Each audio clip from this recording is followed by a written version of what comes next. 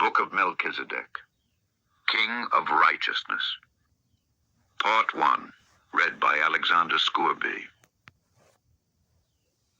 The secret knowledge given first from the temple of Lord to Melchizedek, the King of Peace, King of heaven upon the earth, the great high priest after the order of the Son of God, then from Melchizedek to Abraham.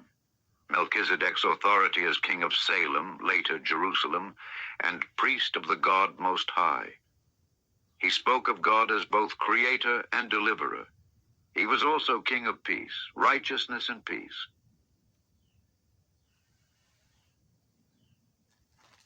Chapter 1. The History of the Universe. Before there was a star to shine, before there were angels singing, had a heaven, the home of the eternal, the only God. Perfect wisdom, love and glory, the eternal lived in eternity before achieving his beautiful dream, the creation of the universe. The countless beings that comprised the creation were all conceived with great affection. Since the inner atom to gigantic galaxies, all deserved his supreme regard. Music lover, God conceived the universe as a great orchestra, under his rule, should vibrate harmonious chords of justice and peace. For every creature, he has composed a love song. The Lord was very happy because his dreams were to be realized. Moving himself with majesty, began his work of creation. Your hands shaped primarily a world of light, and on it a mountain blazing over which would forever be executed the throne of the universe. The sacred mountain called Yahweh. From Zion, base of the throne, the Eternal did squirt a crystal clear river to represent the life of him would flow to all creatures. As the throne room created a beautiful paradise that stretched for hundreds of miles around the Mount Zion called the Paradise, Eden. South of heaven, on both banks of the River of Life, were built many mansions adorned with precious stones, which were intended for the angels, the ministers of the kingdom of light. Circling Eden and angelic mansions, built a wall of Yahweh jasper lamp posts, along which could be seen large portals, pearls. With joy beheld the eternal capital dreamed. The city in its splendor was adorned like a bride ready to receive her husband. Affectionately called it the great architect, Jerusalem, city of peace. God was to bring into existence the first rational creature. It would be a glorious angel, the most honorable of all. Adorned by the brilliance of gemstones, this angel live on Mount Zion as the representative of the King of Kings before the universe. Much love, the Creator began to model the firstborn of the angels. All wisdom applied to form it, making it perfect. Tenderly granted him life, the beautiful angel, like that awaking from a deep sleep, opened his eyes and beheld the face of his Maker. With joy, the Eternal showed him the beauties of heaven, telling him of his plans, which were beginning to materialize. To be led to the place of his abode, to the throne, the Prince of the Angels was grateful, and with melodious voice sang his first song of praise. From the heights of Zion unraveled itself in the eyes of beautiful angel, Jerusalem in its vastness and splendor.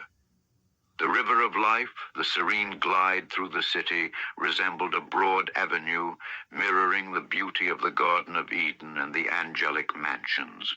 Involving the firstborn of the angels with his robe of light, the Eternal began to speak to him of the principles that were to govern the universal kingdom.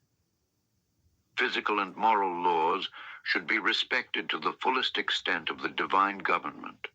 Moral laws summarized in two principles: love God above all things and our neighbor Horn himself. Every rational creature should be a channel through which the Eternal could well have another life and light.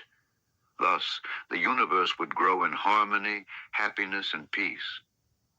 In the kingdom of Yahweh, the laws would not be enforced with rigor. The subjects were free. Obedience should arise spontaneously in a gesture of appreciation and gratitude. In this realm of freedom, disobedience would also be possible. The result of such behavior would be the depletion of vital forces. After revealing the beautiful angel laws of his government, the Eternal entrusted him with a mission of great responsibility to be the protector of those laws and should honor them and reveals them to the universe about to be created.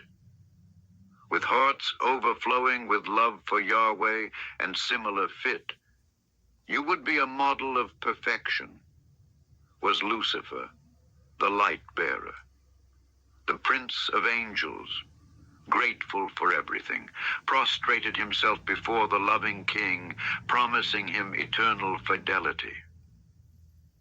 The Lord continued his work of creation, bringing into existence innumerable hosts of angels, the ministers of the kingdom of light. The holy city was populated by these creatures, radiant, happy, and grateful, united their voices in beautiful song of praise to the Creator. Yahweh now bring into existence the universe who, full of life, would be around his throne, signed his order, which thunder echoed by all parties, giving rise, as if by magic, countless galaxies, filled worlds and suns, havens of life and joy, all harmoniously turning around Mount Zion. When witnessing such a great achievement of the Supreme King, the angelic hosts fell down, echoing space illuminated by a song of triumph in salute to life. Whole universe joined this song of gratitude for the promise of eternal fidelity to the Creator. Guided by the Eternal, the angels came to know the riches of the universe. In this tour, Sidereal marveled before the vastness of the kingdom of light. By all parties met worlds inhabited by happy creatures who received them so precious as life, freedom of choice, through which the creatures could demonstrate their love for the Creator, demanded a test of loyalty. In order to reveal it, the Eternal led the hosts through the space illuminated by approaching an abyss of darkness that contrasted with the immense brightness of galaxies. By far, this gulf had proved insignificant in the eyes of angels as a blip without light, but the extent of their approach, it was shown in its enormity. The Creator, who revealed to the angels every step of the mysteries of his kingdom, stood there silent, as if guarding a secret to himself. The darkness of that abyss consisted in testing the fidelity. Turning to the hosts, the Eternal solemnly said, "All the treasures of light will be open to your notice, unless the secrets hidden by darkness. You are free to serve me or not. Loving the light, you will be connected to the source of life." With these words did Yahweh separation between light and darkness, good and evil. The universe was free to choose his destiny. Chapter 2. The long-cherished dream of the Creator becomes reality. Now, as a loving Father, creatures led by an eternity of peace and harmony. Because compliance with the laws of God, the universe was expanding into happiness and glory. There was a strong bond of love, which all strongly united. Rational beings, endowed with the capacity of an infinite development, found unspeakable pleasure in learning the inexhaustible treasures of divine wisdom and transmits them to like, whereas channels through which the source of eternal life harbored all love and light. In Jerusalem, the ministers of the kingdom gathered before the sovereign king, always ready to fulfill his purposes. Lucifer was, through the Eternal, made manifest his designs. After receiving a new revelation, he promptly conveyed to the angelic hosts. These, in turn, shared with creation. in swift flying angels were heading for the planet's capital, where in large assemblies gathered representatives of other worlds. In many of these assemblies, Lucifer it was present, filling the participants of joy and admiration. Perfect in all virtues, he captivated with his sympathy. No other angel could reveal him as the mysteries of the eternal love. The universe, feeding the fountain of life, was expanding an eternity of perfect peace. Obedience to divine law was the foundation of all progress and happiness. While mindful of free will, never climbed to the heart of any creature's desire to move away from the Creator. So it was for a long time until this problem erupted in the life of the one who was the closest of the eternal. Lucifer, who devoted his life to understanding the mysteries of light, he was gradually drawn to the darkness. The king of the universe, in whose eyes nothing can be hidden, sadly followed in his footsteps, descending the path that leads to death. At first, a little curiosity led Lucifer to approach that deep abyss. Contemplating it, he began to wonder why I cannot understand your conundrum. Returning to his place of honor beside the throne, bowed himself to the divine king, beseeching him, "Father, give me to know the secrets of darkness, like me reveals the light." Before the request of beautiful angel, the eternal expressive voice with sadness said, "My son, you were raised to the light. That is life." Convinced that the Creator does not reveal the treasures of darkness, Lucifer decided to understand the puzzle by yourself. He thought himself able to do so. With this sad decision, the Prince of Angels allowed to arise in your heart a stain of sin that could bring a catastrophe to the universe. Only Yahweh knew what was in the heart of Lucifer. The angel who was created to be the bearer of light was divorced in thoughts of the beneficent Creator, who, in an effort to prevent the disaster, besought him to stay with him. A tremendous fight began to catch up in his heart. The desire to know the meaning of darkness was immense, however, pleading that loving Father, who also did not want to lose the tortured. Seeing the suffering caused his attitude to the Creator, sometimes showed repentance, but returned to fall. Before creating the universe, Yahweh had already foreseen the possibility of a rebellion. The risk of granting freedom to creatures was immense, but without this gift, life would be meaningless. The Lord did not want us programmed to do only His will. He wanted obedience with a result of recognition and love, so I decided to take the big risk. Yet to continue the search of the meaning of darkness, Lucifer did not intend to leave the light. Strove to achieve a combination of these parts in the realm of eternal coexisted separately. Finally, with a feeling of elation, devised a deceptive theory that aimed to present the universe as a new system of government and the rule of the eternal, called his theory the knowledge of good and evil.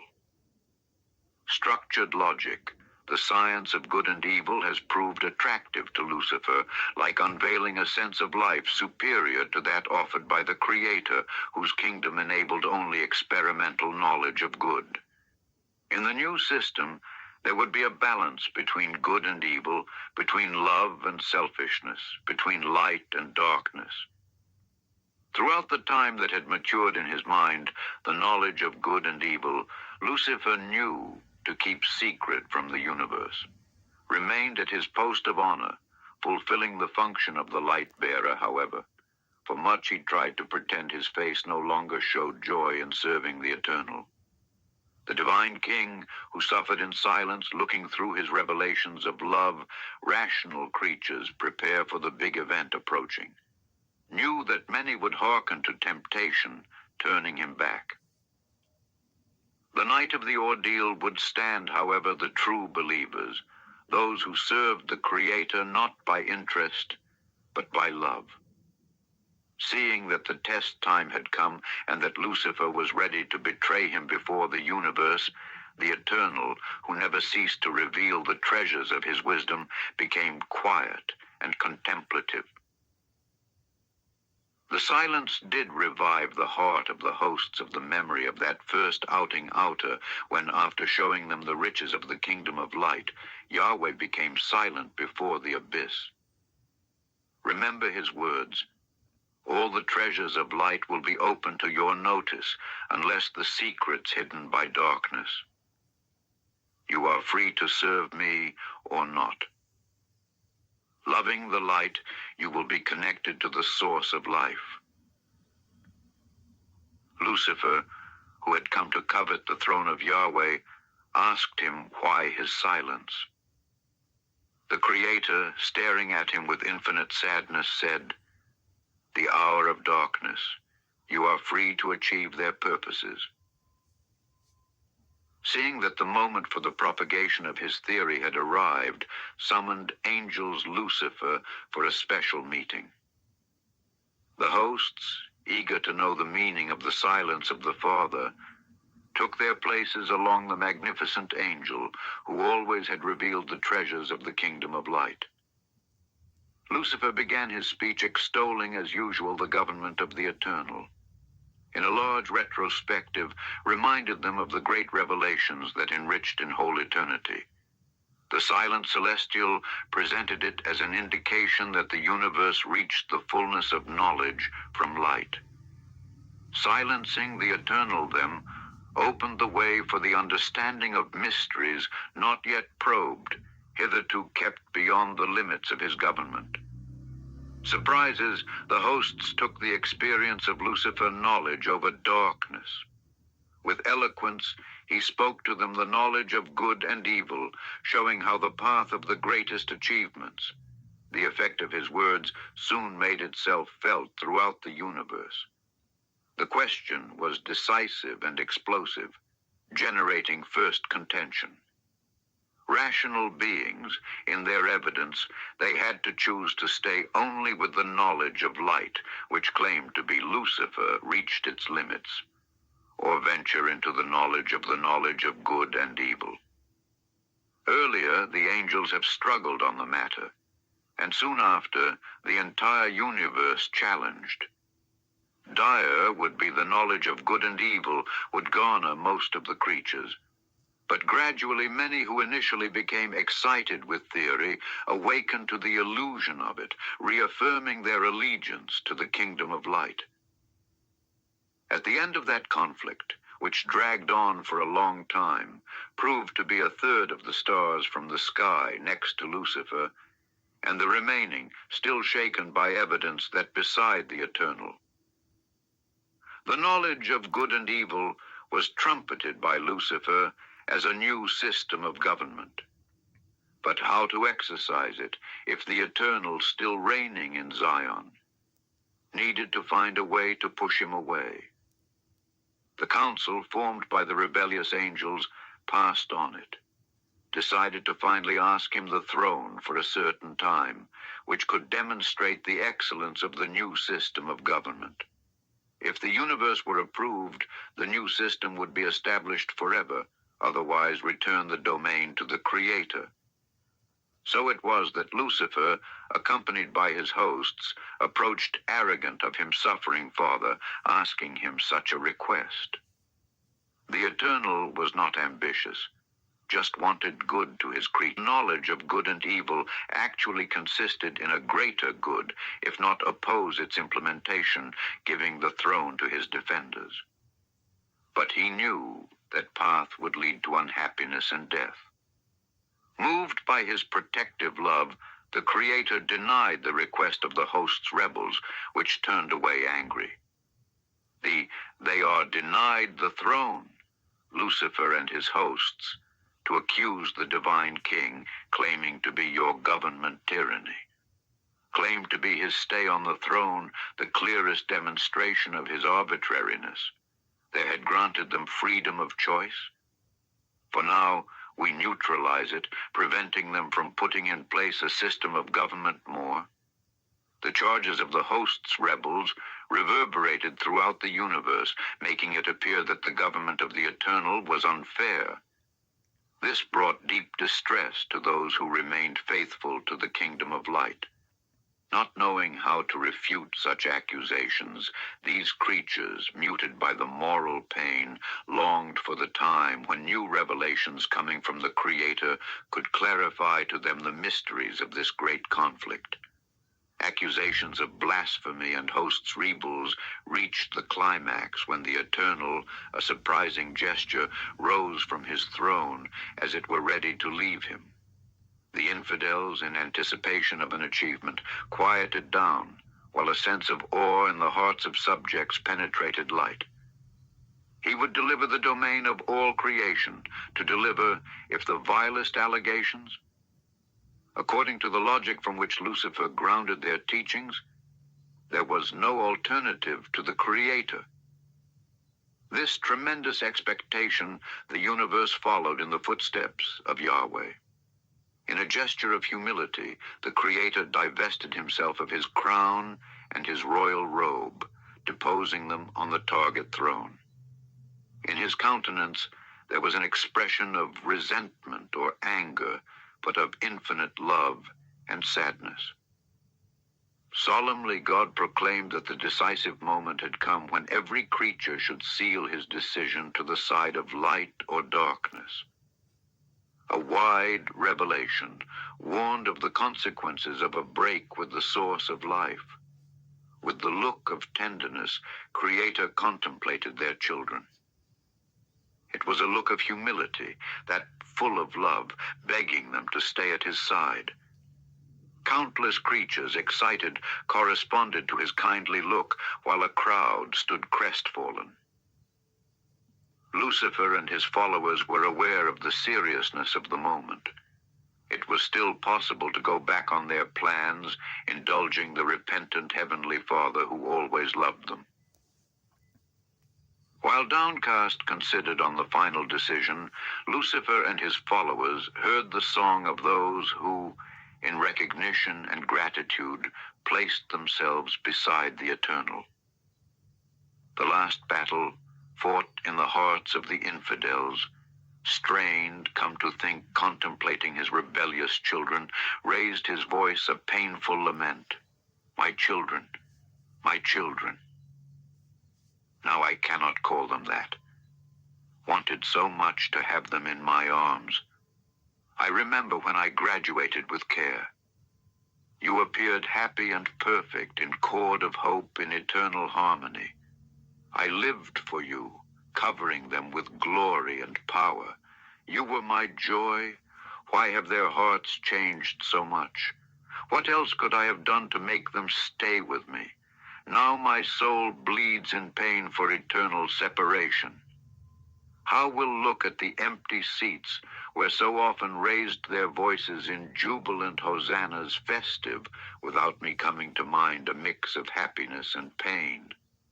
As infinite longing invades my being, and I know it will be eternal. Today, my heart broke and broke up will bear the scars forever. After proclaiming in tears as painful mourning, the Eternal, addressing himself to Lucifer, the cause of all evil, said, You got a name of honor to be created. Now no longer call Lucifer, but Satan, the enemy, the Creator, and his laws. After lamenting the destruction of the rebel armies, the Eternal in slow steps went into the Garden of Eden, a place of universal throne. Where would now be his dwelling place? The hosts of the faithful accompanied his reverent steps, mysterious abandonment, unveiling a future that seemed difficult, suffering, and humiliation. Rebels occupy the divine throne, desecrating it as the dominion of sin. This quest tortured the heart of the eternal subjects. Leaving his beloved city, the Eternal himself led light amid the glories of the universe toward the great gulf about which hitherto silenced. If Ali was arrested once again, muted while seemed to read in the darkness of a future big fights. Before suffering the Eternal expressed in the sadness of his countenance, the faithful could finally understand the meaning of that mysterious abyss, consisted of a symbolic representation of the kingdom of rebellion. In saddened face of Yahweh manifested finally a glow that the faithful cheered. Raising his powerful arms against the darkness, commanded loudly, "Let there be light."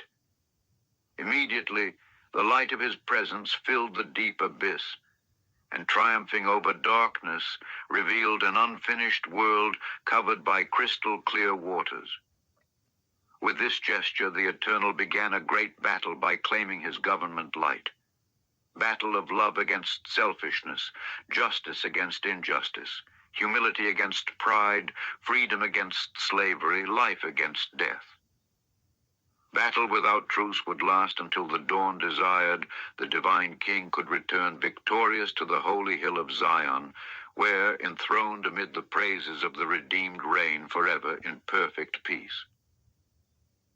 The darkness in his escape pointed to the final annihilation of the rebellion.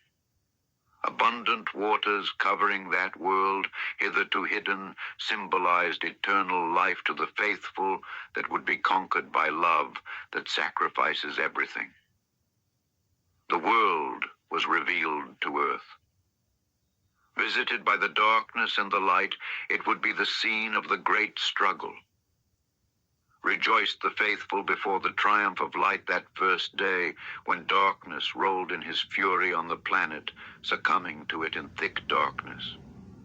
The light, which seemed unsuccessful, reborn victorious in a beautiful dawn.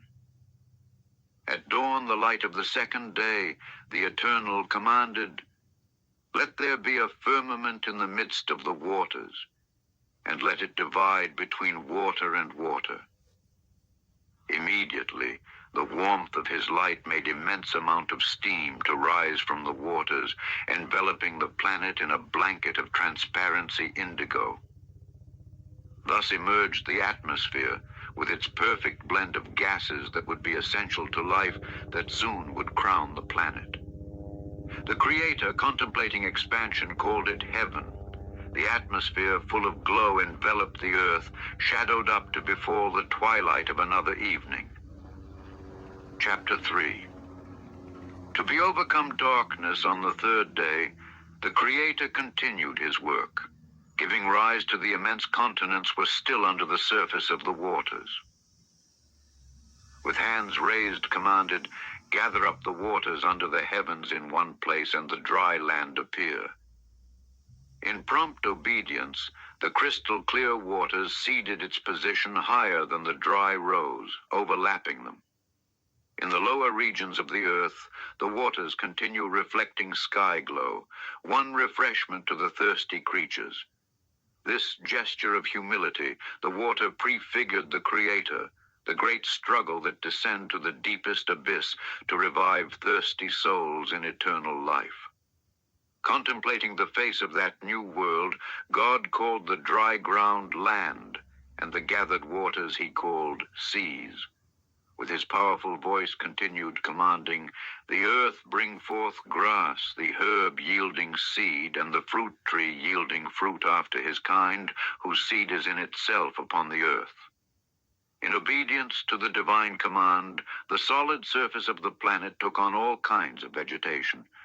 Beautiful meadows to bloom, green fields interspersed with crystalline rivers, endless forests where leafy trees left tip of endless flavorful fruit species. The earth was like a screen where the Creator, through the power of his word, tinged frames peerless beauty. While the hosts beheld with awe the beauty of that creation, surprised to recognize about the new planet the Garden of Eden, where God's throne. The Lord, by the power of his word, had transferred him to the bosom of that special world where justice would be confirmed in the government of the universe. On that spring day, the breeze gently caressed the green woods and meadows in bloom, flooding the atmosphere with soft aroma and freshness. Contemplating his work, the Creator happily exclaimed, "Behold all that is very good." Lush planet fulfilled another day in their harmonious rotation. The host's faithful could now better understand the importance of light divine. His absence was overshadowed that evening. The beauty of Zion. In this new day, the Creator expresses his great power, giving the earth lights that fill with light and heat. These lights remain forever as symbols of the spiritual presence of the eternal, which is the source of all light. Contemplating the dark and empty space that stretched around the earth, with a strong voice commanded, "Let there be lights in the firmament of the heaven to divide the day from the night. They are for signs and for seasons and for days and years. And let them be for lights in the firmament of the heaven to give light upon the earth." Immediately the space became forth by the glare of the sun and the reflection of planets and satellites. Given this demonstration of power, the host's faithful bowed in reverent worship. On the fourth day, the Eternal created the worlds of our solar system not to be inhabited like the earth, but for the balance of the system. Also, fill the sky glow, slowing the darkness of earthly nights. Opting eyes to the earth, the hosts were glad to see her radiant, raising his powerful hands. The Creator, looking primarily for crystal-clear waters, commanded, "The waters bring forth abundantly the living soul." Immediately the waters became undulating by the presence of countless species of reptiles, happy and grateful, celebrating the existence a continuous swim and frolic. From the microscopic beings to large whales, all appeared in complete harmony, reflecting its nature love of the Creator. Eyes alighting on the atmosphere, Enil resting on the green forests, the Eternal continued, "Fly the birds on the face of the expanse of the heavens." Upon his order, the heavens were filled with colorful birds flying in all directions, had at heart a song of gratitude for life. This song filled the air, mingling with the scent of flowering bushes. Gazing with delight, his earthly creatures, the Eternal blessed them, saying, "Be fruitful and multiply, and fill the waters in the seas, and let fowl multiply in the earth." Jubilant, the hosts faithful witnessed the dawn of the sixth day. What would Yahweh in this new day? This question lingered in the minds of all rational beings. They were certain that something very special was about to happen. Raising his powerful arms, the Eternal commanded, "Produce earth, living creature according to its kind, cattle, creeping things, and beasts of the earth according to its kind." His powerful voice was heard, and promptly, in forests and fields, we could see the result of his creative power. Animals of all species aroused a happy life amid a paradise of perfect peace. The earth had become extremely beautiful, which Princess adorned to receive their king and lord. Who would that be special? Moving himself with majesty, the Eternal fell to the glories of the new world, addressing himself to the Garden of Eden, the place of the divine throne. The angels of light accompanied him reverently, pausing like a cloud over the skies of paradise. Whole universe watched with deep interest the unfolding acts of the Creator in response to the accusations of his enemies. The moment was decisive. Everything indicated that the Eternal demonstrate not be tyrannical or selfish, crowning someone over the hill Zion. Satan and his followers did not doubt that they would be given the kingdom and reign victorious within that ancient abyss where darkness and light now intertwined. The subjects of light quivered against this perspective. Near the source of the river of life, the Eternal solemnly bowed down, and with the natural elements of earth began to mold with great affection a special creature. After a few moments, he was lying on the body of the Creator, yet lifeless, the first man. The Lord looked at him, and after caressing her cheek, pale and cold, breathed into his nostrils the breath of life, and man began to live.